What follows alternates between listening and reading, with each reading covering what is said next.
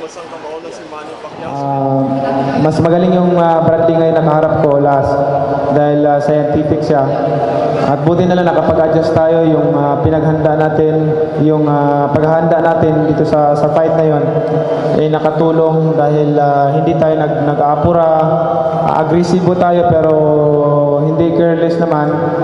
So yun yung siguro nakatulong doon sa strategy na ginawa natin sa training. Yung sa pagre-retiro mo ba, more on sa paghikayat ng pamilya or sa edad natin ngayon? Sa edad, wala pa sa edad. Kalabaw lang tumatanda.